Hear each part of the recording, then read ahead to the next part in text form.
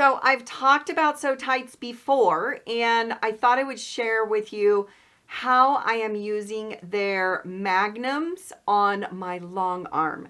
So this is them. This is the set that it comes in, and they're super strong magnets. If you have been following me for a while, you know that I really do enjoy their magnetic cutting system. That is their cutting mat, their ruler, and it is really game changer. It's a little bit pricey, I do have to admit that, but I love using it for when I'm cutting long strips from fat quarters or yardage or whatever. Your ruler does not slip. That is so important in this world when you're trying to be accurate in your cutting. So the SoTites Magnums are your long armer's best friend. So I am giving this a try. Now, I have tried a few different things in the past with my long arm. I've had the red snappers before, and they drove me nuts. I don't know, maybe it's just me, but I couldn't handle them because I could never keep it precise all the way across the top. So things shifted either when I was trying to snap them on or whatever, but I couldn't ever get them to fit correctly. So after I tried using them for a bit, I sold them and went back to pinning. I can pin quicker than I could set up the quilt on the long arm with any other method. And so I was a little hesitant on adding these, but I am really enjoying them at this point. So let me show you what this is. This is the SewTites Magnums, and there we go. They're long and super strong magnets. Let me open. They come in a little tin right here, which of course you can use for something else.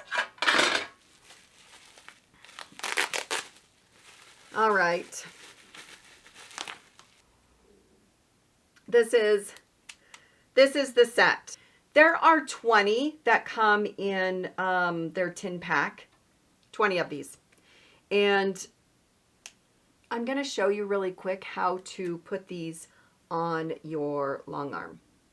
I didn't really want to take off my leaders and enders of my machine.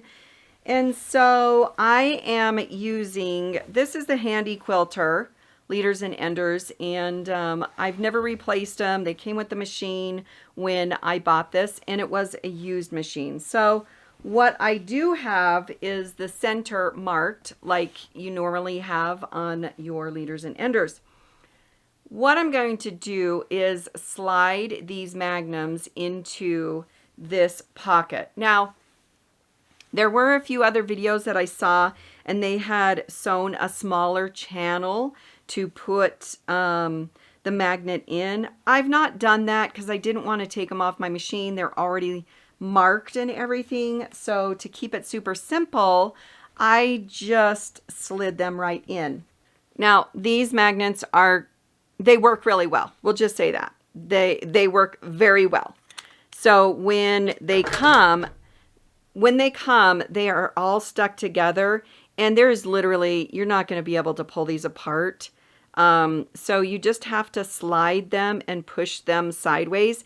It gets a lot easier once there's fabric in between, but the initial to get them unmagnetized from each other is a little tricky.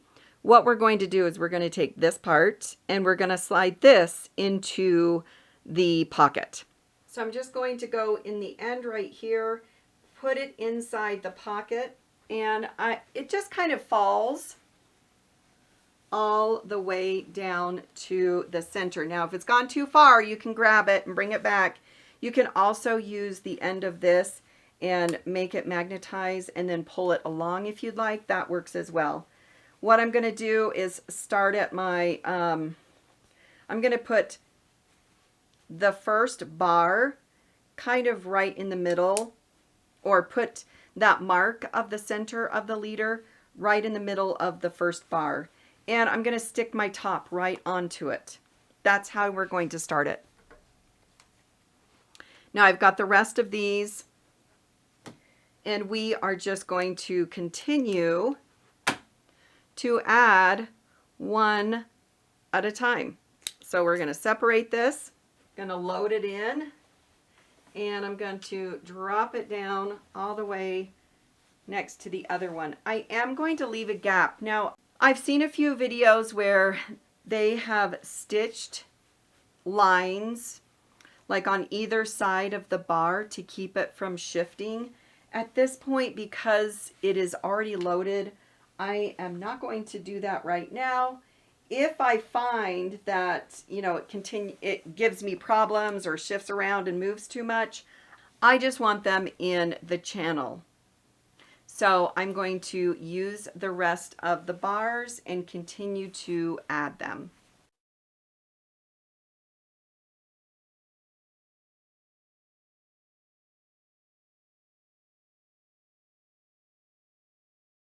Now, if you notice, I'm going to keep the bar at the edge of the pocket, and you can space them about 2 inches apart.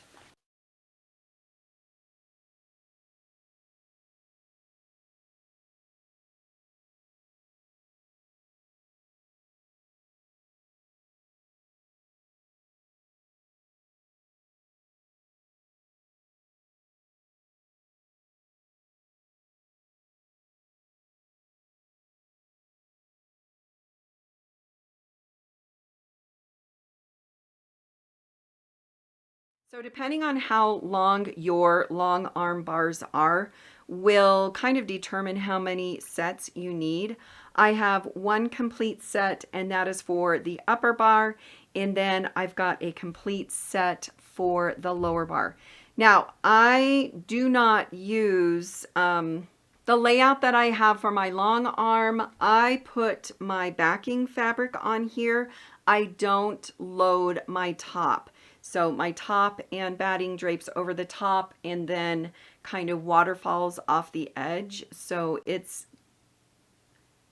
will be pinned across the top or baste stitched down before I begin quilting, but I'm not going to be using these for that. Once I get these all finished and put on, then I'll show you how to load your fabric using these. What I have done is I've dropped this so all of the bars inside go to the bottom. Now, if you need to take these, the yellow tops off so that happens, then go ahead and do that. But I've allowed those bars to drop to the bottom because we want them along the edge. Then you're going to twist your bar so your magnets are going to be on top. Now, the first one we're going to set is the one that is marked the center. We have our backing, and it is marked, the center is marked. And we have our leader with the center marked. So what I'm going to do is line those up. I'm going to drape my fabric on top, lining up my center, and I'm going to place that yellow right on top, and then I can pull my pin out. Might be easier if you use a pencil to mark your center or something else, but what we're going to do now is continue to lay our fabric right on top of the bar and snap the yellow top on. Now, depending on how much extra you have, I just follow the edge or the line. So I don't drape too much extra off of this. So you're just going to continue to move across the top as well as this back side, draping your fabric over and snapping those yellow tops down. Super easy if you need to make any kind of adjustments. You're simply going to unsnap this by just pulling it sideways, making any adjustments with your fabric, and snapping it back down. Okay, you're going to see my slippers, but I just wanted to show you a little close up. So I'm going to pull my magnet out to the outside, or the yellow part, to make sure that I am pulling that bar to the folded edge on the end.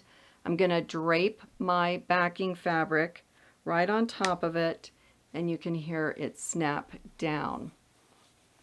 Again, I'm going to pull this, make sure that my bar is pushed to the edge, and snap the yellow down. Now you do want to make sure that you kind of keep equal throughout everything. So if there's too much fabric on here, you're going to make some adjustments and simply snap it back down. I find that this is a lot quicker than pins, and I love to run my fingers along them and stick myself constantly with my pins. So that is going to help us avoid that. And I don't have any more magnets down here. If I have a longer quilt, I can add them easy enough. But once you have them in the chambers and stuff like that, it would be really easy just to leave them on. In fact, you wouldn't have to leave the yellows, the yellow part on top. You could leave those off. Now, you don't want to leave the ends, you know, scraggly or hanging off, so make sure that you do use one on the end. As far as the top bar goes, so again, I want to make sure that everything is lined up nicely. The bars are at the bottom, and then I've placed my yellow magnets right on top, holding that fabric in place. Now, I am pulling on this pretty good, and it is not really moving. I know if I yanked this really hard, I could pull it out, but as for using it on your long arm, this is a great product. Here's a quick look at both ends of the backing fabric, and they are on and ready for the quilt to be quilted. So if you're interested in this system, it's actually pretty slick. There'll be a link in the description for you to get more information on the SoTites product, but really I am thoroughly enjoying myself both with this as well as their cutting system.